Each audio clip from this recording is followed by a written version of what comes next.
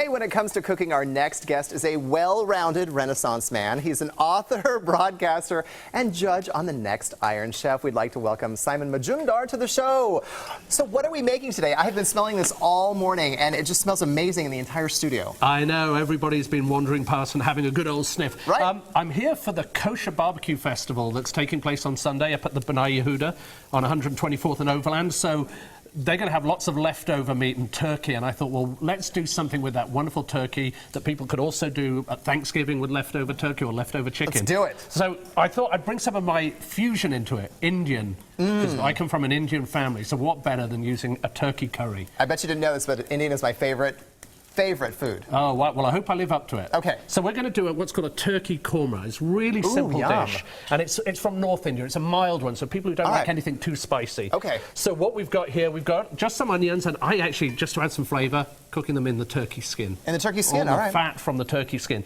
We've got 1 cup, so easy, 1 cup of boiling water, 1 cup of almond flour, 1 cup, now I would do this with cream, but because we're keeping kosher, coconut milk. Coconut milk, just all right. as well. You just mix that all together and stir. Now normally you would leave this for about 5 or 10 minutes, let all those oils come out of it. And then we're just going to put in a little bit of spice, just to give a little bit of colour and a little bit of flavour. So we've just got some salt, some sugar. Everything's got to have a little bit of sweetness, balance it out. Salt and sugar. Then turmeric. What we call in India poor man's saffron. Gives it that beautiful colour. Good for digestion. Wonderful. Good for everything. Good for arthritis. One of the most amazing ingredients on earth. And then a little bit of chili. Just spice it up. Ooh, give it some zing. All right. You just mix that up. And while we're letting that sit, we've got this beautiful smoked turkey that just came off the smoker this morning. So we're going to pop that in. And you just need to warm this through. This is already cooked. All right. So, yeah, that's why it's such a great way to do leftovers. We're just going to heat that through. Get this heat up a little bit. Heat it up. Yeah, let's get Now, I see an awful lot of spices and flavors going into this. How do they all work so well together? It's all about balance. So if you have chili, you put a little bit of sugar.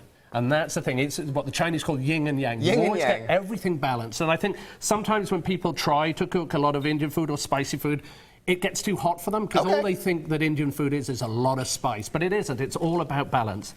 So we're just warming this through. Okay. And then once you've got this warmed through, with these beautiful, and you can smell it now. Oh, I mean, it's just, you can smell it going all over the studio now. They could probably smell this out on the street. We're just going to stir this up, and we're going to add our sauce. And that is as simple as it gets. Wow, that is really easy. This is why that took all of like 90 seconds, Chef. 90 seconds. This is all you do. You would leave this for a little bit longer, and we're just going to let that cook, and we're going to let that thicken. How long do you let this thicken? Really, you just eyeball it. That's what I always say. With a lot of great cooking, it's all about eyeballing. You know, you can say a time. It's usually going to take you about 5 to 10 minutes to let it cook.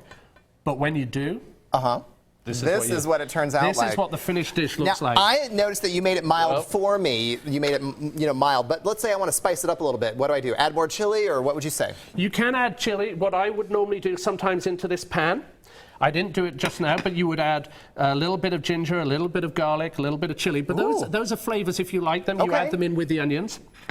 Well, I'm going to dig in after Let me dress it first, though. I can see you're a man who's obviously well dressed. Look at me. Thank you, Every Chef. dish needs to be well dressed too. I have my lovely fork. Now, little bit of lime juice. While you're dressing, tell our viewers why you're in town this weekend. I know you mentioned it off the top of the show, or off the top of the segment, but there's a big event coming up this weekend. There is. I'm traveling around the country. I'm actually writing a book about becoming an American citizen called Fed White and Blue.